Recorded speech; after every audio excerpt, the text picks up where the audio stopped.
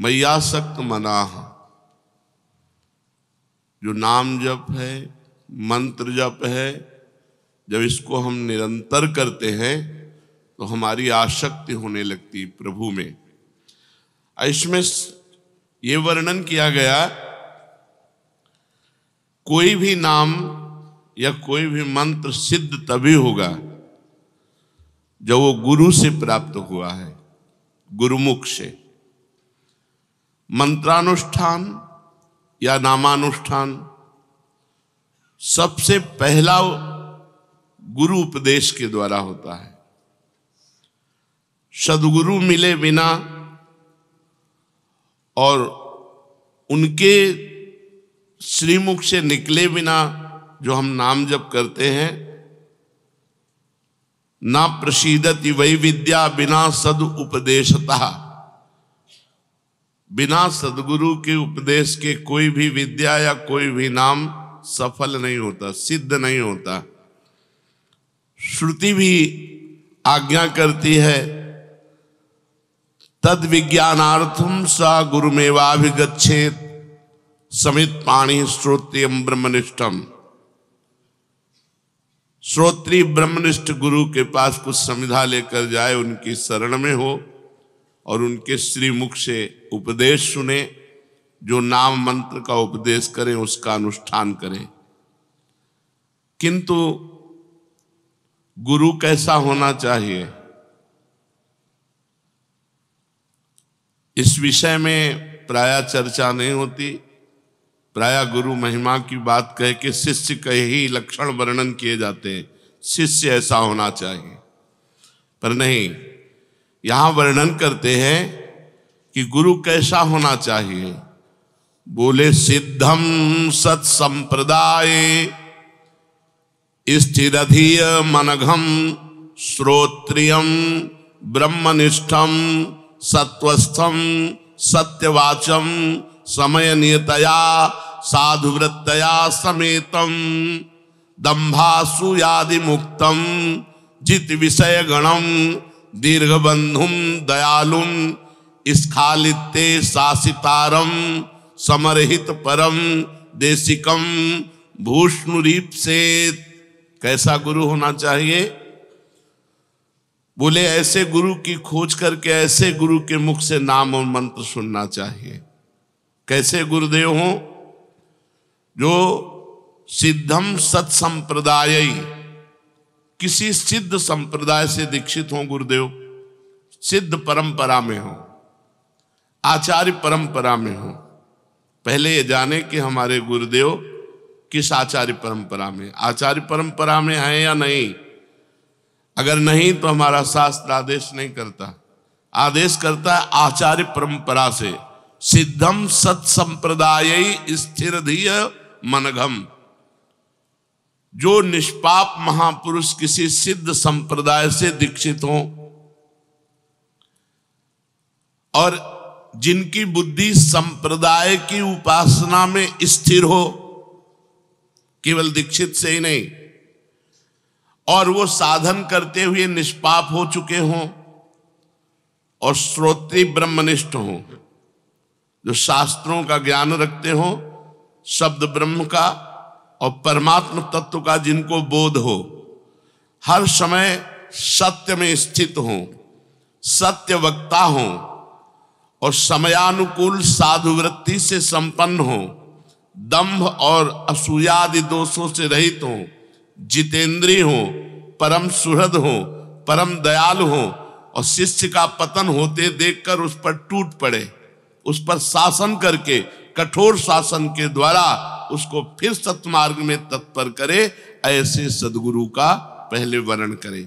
मय्यासक्त मना होने के पहले हमें जो मंत्र जप करना है, नाम जप करना है, वो सदगुरु से प्राप्त करना है। ऐसे सदगुरुदेव का संबंध हो जाए तो शिष्य की साधना आबाद हो जाती है, निर्विघ्न हो जाती है। गुरु कृपा से वो साधन पथ पर जो नाम मंत्र मिला, केवल गुरु जी के श्रीमुख से जो मिला है, वही हमारी साधना होनी चाहिए। गुरु कृपा के बिना तो हरि अनुग्रह भी व्यर्थ हो जाता है। गुरु कृपा के बिना हरि कृपा भी व्यर्थ हो जाती है। जैसे कमल को विकसित करने वाला सूर्य अगर जल से अलग कर दिया जाए तो वही सूर्य उस कमल को सुखा करके व्यर्थ कर देगा। जल का संयोग, गुरु का संयोग, हरि कृपा, सूर्य प्रकाश। जैसे सूर्य प्रकाश होने पर कमल खिल जाता है, कौन? जो जल के संयोग में है। ऐसे ही हरि कृपा जो गुरु के संयोग में है वो प्रतिपल उसको खिला देती, सिद्ध बना देती। अगर वही अभिमान करके गुरु से अलग हो जाए तो जैसे वही सूर्य कमल को खिलाता है लेकिन जल संबंध ना होने पर कमल को सुखा देता है, ऐसे हरि कृपा उसको सुखा डालेगी। विघ्न पर विघ्न उसके जीवन में आ जाएंगे। नारायणोपि विकृतिम याति गुरोः प्रच्युतस्य दुर्बुद्धेः कमलम जलादपेतम शोषयति रविर्न पोषयति। वो दुर्बुद्धि है जो अपने गुरु का अवहेलना करके, अवज्ञा करके मनमानी साधन करता है, उसको ऐसे नारायण जला डालेंगे जैसे सूर्य जल से संबंध रहित कमल को जला डालते हैं। वही कमल को खिलाता है लेकिन जल संबंध होना चाहिए। अगर जल संबंध नहीं तो वही सूर्य ताप कमल को शुष्क कर देता है। ऐसे ही गुरु संबंध यदि आपने अवहेलना कर दी तो चाहे जितना साधन करो, हरि का ताप तुम्हें जला डालेगा, तुम्हारे कोई भी साधन सिद्ध नहीं होंगे। इसलिए सबसे पहला गुरु चरणों का आश्रय और गुरु मुख से निकला हुआ नाम मंत्र का अनुष्ठान किया जाए और आचरणों की शुद्धि। ये 12 बातें हैं। यदि ये 12 बातें हैं तो आपका नाम मंत्र बहुत जल्दी सिद्ध हो जाएगा। पहला बात, गुरु के द्वारा मिला हुआ नाम मंत्र होना चाहिए। फिर ये 12 आचरण होने चाहिए। ये 12 आचरण अगर हैं तो साधक साधन संपन्न माना जाता है। पहला अहिंसा, दूसरा सत्य, तीसरा आस्तेय, चौथा ब्रह्मचर्य, पांचवा सार्वभौम प्रेम, छठवां समस्त भूतों के हित में रत रहना, सातवां समत्व भाव, आठवां घृणा का भाव, 9वां निष्कपटता, 10वां दया, 11वां क्षमा और 12वां निरहंकारता। ये 12 लक्षण हैं। अब पहले लक्षण पर अहिंसा।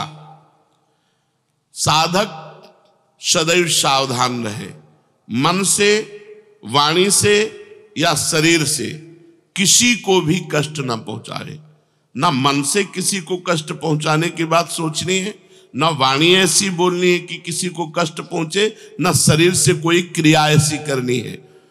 हिंसा 3 प्रकार की होती है, कृत, कारित, अनुमोदित। कृत जो स्वयं हिंसा की जाए, वाणी से या मन से या शरीर से।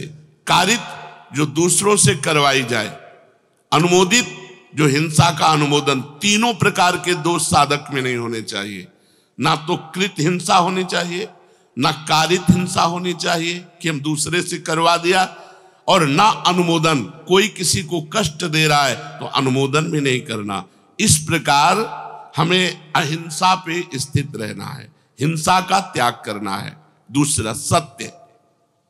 अंतःकरण में, इंद्रियों में जैसा अनुभव किया वैसा प्रिय शब्दों में स्पष्ट बोल देना, उसे सत्य कहते हैं। प्रमाद के वश या लोभ के वश या क्रोध के वश या हास्य भाव में या भय आदि भाव में अंदर की बात का परिवर्तन करके नहीं बोलना। जो अंदर बात आ रही वही बोल दिया, उसे सत्य कहते हैं। अगर साधक में ये लक्षण है तो उसका भजन बहुत जल्दी परिपक्व होगा। तीसरा अस्तेय। जो अपने अधिकार में नहीं है उसमें किसी प्रकार का हम अपना अधिकार ना करें। अपने हिस्से की वस्तु खाएं, दूसरे के हिस्से की वस्तु की तरफ हमारी दृष्टि ना जाए। दूसरे के अधिकार की वस्तु ना, अस्तेय माने चोरी ना करना, दूसरे के अधिकार की अपने अधिकार में ना लाना, दूसरे के हिस्से को अपने हिस्से में ना लेना। बहुत सावधान रहे, अपने हिस्से की वस्तु का सेवन करे, अधिक नहीं। चोरी किसी की ना करे, जिस पर हमारा अधिकार नहीं उसको हम छुए भी नहीं। चौथा ब्रह्मचर्य। अगर भगवत प्राप्ति करनी है तो ये बहुत जोर का लक्षण है। अगर ब्रह्मचर्य नहीं धारण करोगे तो मन संकल्प विकल्प भोगों का बंद नहीं करेगा। मन संकल्प विकल्प नहीं बंद करेगा तो भजन होगा ही नहीं। वो भजन एक दिखावा होता है, सच्चा भजन होता है ब्रह्मचर्य में।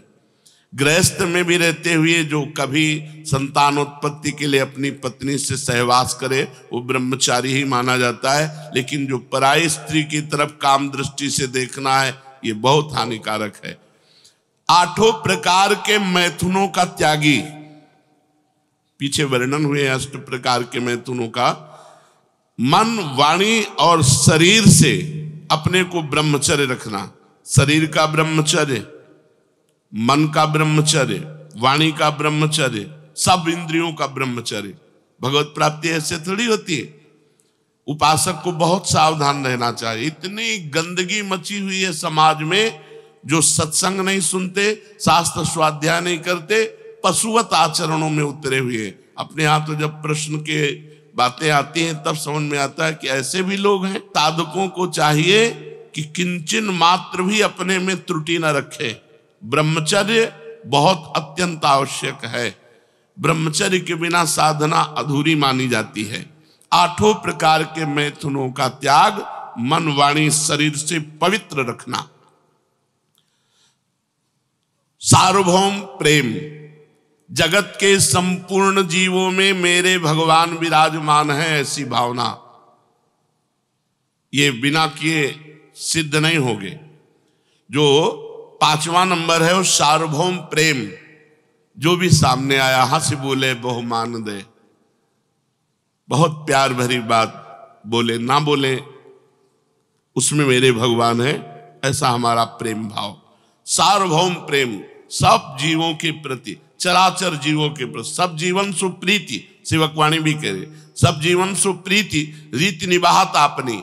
निष्काम भाव, किसी से कोई चाह नहीं पर सबसे प्रेम का वर्ताव। सबको भगवान की मूर्ति समझकर झुक जाना, सबके सामने दैन्य रहना, सब में भगवान को देखना, यही सार्वभौम प्रेम है।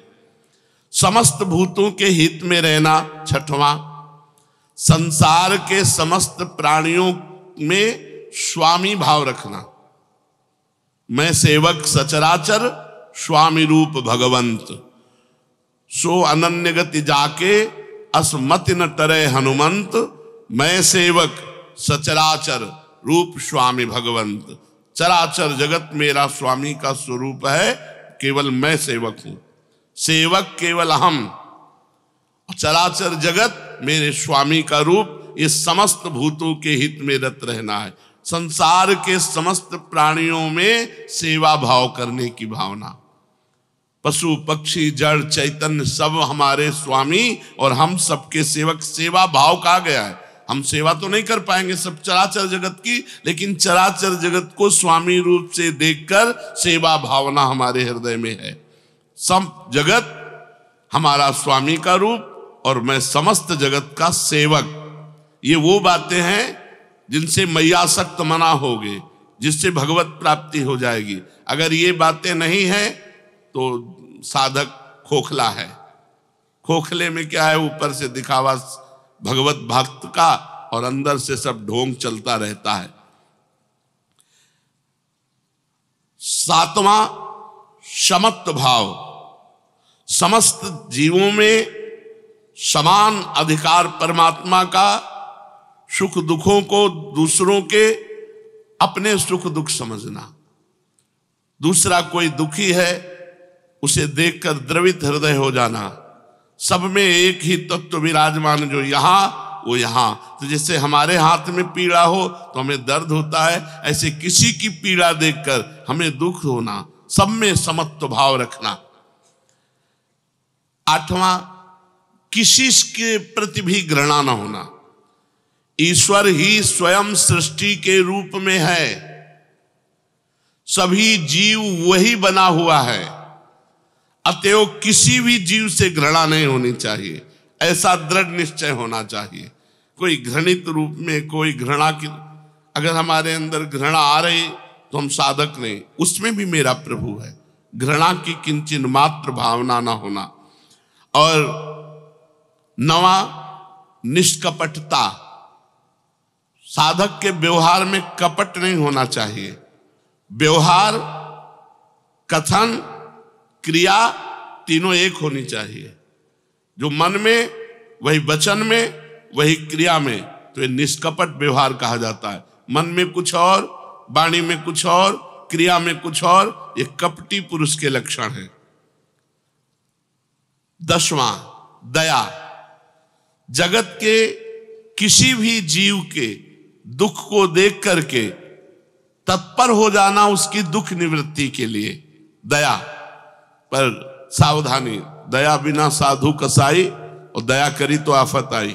दया में ही भरत जी के 3 जन्म लगे थे। दया ऐसे करो जैसे डूबने वाले को बचाने के लिए सहारा दे दिया, स्वयं को नहीं पकड़ाया।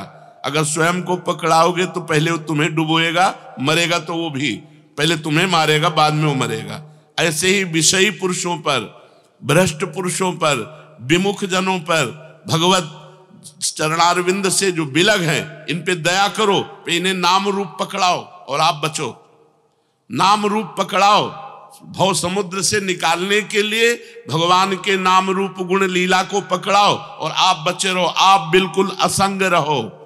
दया बिना साधु कसाई, और दया करी तो आफत आई। दया के बिना तो साधुता ही नहीं, पर दया संभाल के करे जिससे अपने आप को परमार्थ से भ्रष्ट ना कर दे। 11वां, क्षमा। कोई कितना भी सताए पर उसके साथ हमारा व्यवहार प्रेम में होना चाहिए। ये साधु की साधुता है, ये साधक की साधना है।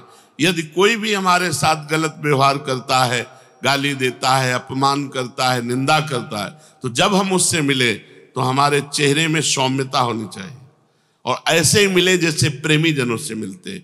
ये याद भी न रहना चाहिए कि कल इसने हमको गाली दिया था, कल इसने हमारा अपमान।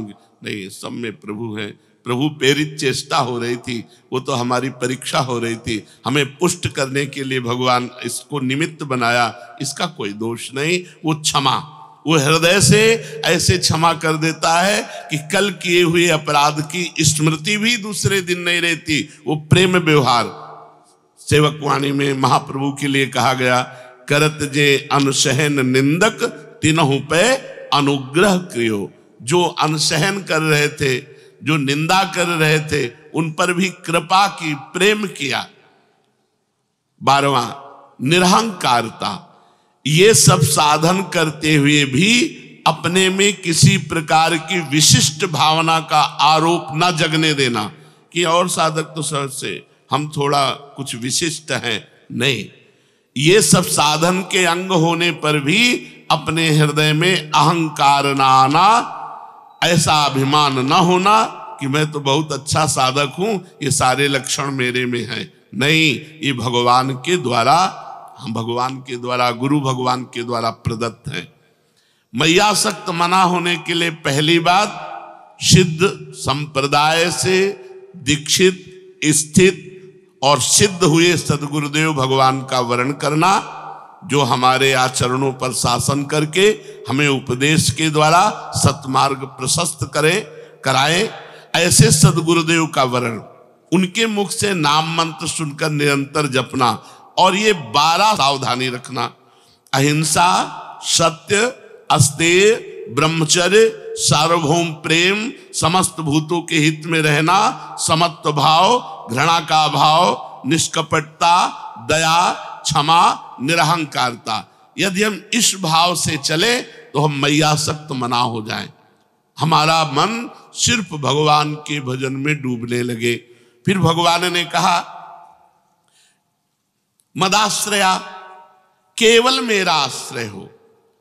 जब हम भगवत मार्ग में चलते हैं तो कोई न कोई हमारे इस आश्रय के बीच में घुस जाता है, चाहे कोई व्यक्ति हो या धन हो या कोई संबंधी हो, कुछ न कुछ आशा ममता किसी और से होने लगती है। ये जीवन में नहीं होने देना चाहिए। साधक को जीवन भर इस बात से बचाए रखना चाहिए, हमें भगवान मिले ना मिले, लेकिन हम भगवान के सिवा किसी को अपना नहीं बना सकते, अपना नहीं बना सकते, अपना नहीं मान सकते। हमारा आश्रय पक्का, भरोसा दृढ़, तभी मदाश्रया माना जाएगा। और ये बहुत जोर की बात है, मय्यासक्त मना से भी जोर की बात है मदाश्रया। अगर आश्रय पुष्ट है और मन चंचल है तो भी भगवत प्राप्ति हो जाएगी, पीछे आप सुन चुके। मदाश्रया, मेरी ही आशा, मेरा ही भरोसा, मेरा ही सहारा, मेरा ही विश्वास, सर्वथा मेरे जो आश्रित है उसे मदाश्रया कहते हैं। संसार के धन संपत्ति, वैभव, विद्या, बुद्धि, योग्यता, कुटुंब आदि का जो आश्रय है ये नाशवान है, ये मिटने वाला है, ये स्थिर नहीं है, सदा रहने वाला नहीं है, सदा के लिए पूर्ति तृप्ति करने वाला नहीं है। परंतु भगवान का आश्रय कभी किंचिन मात्र भी कम होने वाला नहीं, क्योंकि भगवान का आश्रय पहले था, भगवान का आश्रय अब भी है और भगवान का आश्रय आगे भी रहेगा। आश्रय केवल भगवान का लेना चाहिए। किसी विद्या का, धन का, साधना का, कोई बल का, किसी व्यक्ति का बिल्कुल आश्रय साधक के हृदय में नहीं होना चाहिए। योगम युंजन, इसका मतलब होता है अखंड संबंध। मय्यासक्त मना, मन मेरे में आसक्त हो, और मदाश्रया, मेरे ही आश्रित हो। अब योगम युंजन माने अखंड संबंध, तो हमारा भगवान से अखंड संबंध था, है, रहेगा, क्योंकि ईश्वर अंश जीव अविनाशी, ईश्वर का अंश है जीव। ममैवांशो जीव लोके जीव भूता सनातना, हम भगवान के अंश हैं तो हमारा सीधा संबंध है। हमारे अंशी भगवान हैं, भगवान थे, भगवान रहेंगे। ये बीच में जितने संबंध माने हुए हैं इनका त्याग करना पड़ेगा। इनमें केवल भगवान की सत्ता देखनी पड़ेगी। सबकी ममता ताग बटोरी, मम पद मन है बांध बर डोरी। जब तक साधक ये नहीं करता तब तक नाटक चलता रहता है। शुद्ध भक्ति, शुद्ध ज्ञान का मार्ग असंग है, अंदर से असंग है। एकमात्र भगवान का आश्रय और एकमात्र भगवान से संबंध, संबंध भी केवल एकमात्र भगवान से। संत भगवान, गुरु भगवान, जगत भगवान, जितने संबंधी भगवान, भगवान के सिवा कोई नहीं। जो है उनको हटा दो, वहां भगवान को स्थापित करो। पिता भगवान, माता भगवान, भाई भगवान, पुत्र भगवान, पत्नी भगवान, सब रूपों में भगवान है। हमारा एकमात्र संबंध केवल भगवान से। तो योगम युंजन, योगम युंजन, युंजन का मतलब होता है अखंड और योग का मतलब होता है संबंध। यहां जो योग का शब्द का है वो संबंध, अखंड संबंध भगवान से। अखंड संबंध जो भी व्यवहार में आवे केवल भगवान। नाते नेह राम के मनियत सुहृद सुसेव्य जहां लो, गोस्वामी जी ने मीरा जी को पत्र में लिखा था। केवल संबंध, नाते नेह राम के मनियत सुहृद सुसेव्य जहां लो। जितने भी सुसेव्य हैं, बड़े बूढ़े जन हैं, जितने भी सुहृद जन हैं, हमारा एक संबंध रहेगा। ये सब श्री जी के हैं तो हम इनको अपना मानेंगे। श्री जी के नहीं, हमारा भाव नहीं बैठता तो असंगो हम। ये प्रभु हैं हमारे साक्षात, इसी भाव से हम संबंध रखेंगे। नाते नेह राम के मनियत, भगवान के नाते से सारा संबंध। तब योगम युंजन, भगवान कह रहे मेरे समग्र रूप का साक्षात्कार कौन कर पाएगा? तो बोले मैया आसक्त मना, जो मेरे में आसक्त मन वाला है, और मदाश्रया जो केवल मेरे आश्रित है, और योगम युंजन जो केवल मेरे से संबंध रखता है। भगवान के साथ जो स्वतः सिद्ध अखंड संबंध है, उस संबंध को मानता हुआ सिद्धि असिद्धि में सम रहता हुआ साधक जब ध्यान, कीर्तन, भगवान की लीलाओं का गायन, श्रवण, स्वरूप का चिंतन, इसमें लगा रहता है, उसे कहते हैं योगम युंजन। सिद्धि असिद्धि में सम।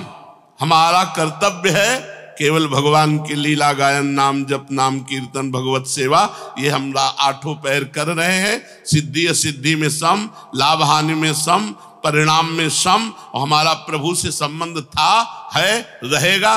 उसी को गुरु जी ने संबंध जागृत करा दिया, उसी को जागृत कराया है। जो है संबंध, उसी का अनुभव कराया कि तुम श्री जी के, हमारे यहाँ संबंधों के लिए भाव है, दास्य भाव है, सख्य भाव है, गोपी भाव है, वात्सल्य भाव है, सहचरी भाव। भाव के द्वारा संबंध जो था, जो है, जो रहेगा, उसे जागृत कर दिया गया। असंशयम समग्रम माम, जिसका मन भगवान में आसक्त हो गया है, भैया आसक्त मना, और जो भगवान के ही आश्रित सहारे है, मदाश्रय, और जिसने केवल भगवान से ही संबंध स्वीकार किया है और किसी से हमारा संबंध ही नहीं है, ऐसा पुरुष भगवान के समग्र रूप को जान लेता है। अर्थात सगुण, निर्गुण, साकार, निराकार, जो भी जैसे भगवान है, संपूर्ण। भगवान अपने भक्ति की बात कहते कहते अघाते नहीं। ज्ञान मार्ग से चलने वाला तो भगवान को जान सकता है, परंतु भक्ति मार्ग से जो जान चला तो भगवान के समग्र रूप को जान जाता है। निर्गुण, सगुण, निराकार, साकार, तत्वबोध, भगवत साक्षात्कार, सब कुछ। अपने इष्ट का जिस रूप में दर्शन करना चाहता है, उस रूप में उसको दर्शन हो जाते हैं। इसमें खास बात समझनी है जो बड़ी कठिन है, केवल भगवान में आसक्ति। यहां शरीर में आसक्ति है, भोगों में आसक्ति है, रिश्ते नातों में आसक्ति है, धन में आसक्ति है, क्या क्या, ये सब नाम जप से दूर हो जाएगा। आप चिंता ना करो, गुरुमुख से मिले हुए नाम जप पर ध्यान दीजिए और नाम जप का प्रभाव देखिएगा कि आपको सब जगह से अरुचि करवा देगा। अंदर ही अंदर, बाहर कोई जान न पावे कि आपको अरुचि है, कि ये इस कोटि के भक्त हैं, ऐसा कोई जान न पावे। ऐसी चेष्टा करो। व्यवहार एक साधारण और स्थिति असाधारण। आसक्ति केवल मेरे में ही हो, आश्रय केवल मेरा ही हो, संबंध केवल मेरे से ही हो, तो समग्र रूप से मेरे को जान लेगा। ऐसा कहने में भगवान का तात्पर्य है कि अगर साधक की आसक्ति भोगों में है, आश्रय रुपयों का है और संबंध कुटुंब से है, मेरा भगत नहीं, ढोंग हो रहा है। इस श्लोक में 3 बातें बहुत जोर की है: आसक्ति, आश्रय और संबंध। मय्यासक्त मना, मदाश्रय, योगम युंजन। तो असंशयम समग्रम माम, संशय न करो, वो मेरे समग्र रूप को जान जाएगा। बस 3 बातें करनी।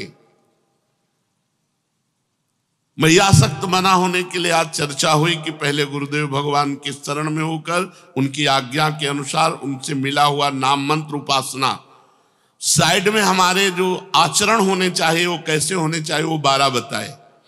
इससे हम मय्यासक्त मना हो जाएंगे। बार बार नाम जप करने से, बार बार मंत्र जप करने से जो मन विक्षेप को प्राप्त होता है, वो विक्षेप रहित होकर के प्रभु के नाम रूप में लग जाता है। आश्रय ढूंढो, कहीं और कोई आश्रय तो नहीं है। भगवान 3 बातें जोर से कह रहे हैं: मेरे में आसक्ति, मेरा ही आश्रय और मेरे से ही संबंध। 3 बातें देख लो। अगर 3 बातें हैं तो तुम सच्चे सन्यासी, सच्चे वैरागी, सच्चे भक्त, चाहे गृहस्थ हो चाहे विरक्त हो। आसक्ति भगवान में। यहां तो छोटी छोटी वस्तुओं में आसक्ति हम कर लेते हैं। आसक्ति का मतलब होता है जिसके बिना रहा ना जाए, जिसके बिना जिया ना जाए। ये केवल भगवान से होना चाहिए। किसी भी वस्तु में हो सकती है आसक्ति, किसी व्यक्ति में, किसी से भी हो सकती है, कहीं आसक्ति नहीं होनी चाहिए। इसलिए जीवन में कभी हमने नियम से 10 दिन कोई वस्तु सेवन नहीं की। अगर कुछ भी सेवन किया तो उसे छोड़ दिया बीच में, हम आश्रय नहीं लेंगे। कि अब हम चाय के बिना जी नहीं सकते, अब हम दूध के बिना जी नहीं सकते, अब हम इसके बिना नहीं जी सकते, ऐसी कोई वस्तु नहीं रखना।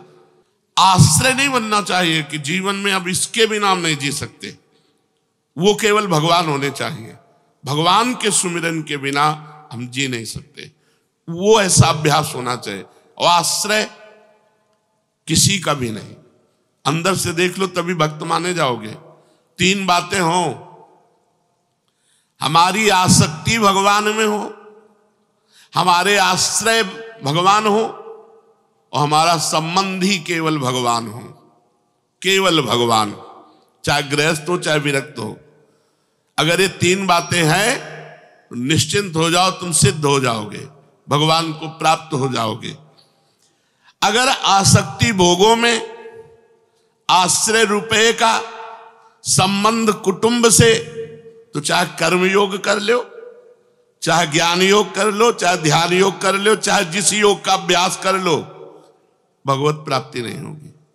भगवान को नहीं प्राप्त कर पाओगे, भगवान को नहीं जान पाओगे। ये सबके लिए है, जितने योग हैं सब योगों के लिए ये तीन बातें हैं। अगर ये तीन बातें नहीं तो पाखंड है, दंभ है, नाटक है, वो भगवत प्राप्ति नहीं कर सकता। क्या? आसक्ति भगवान में, आश्रय भगवान का, और संबंध भी केवल भगवान से।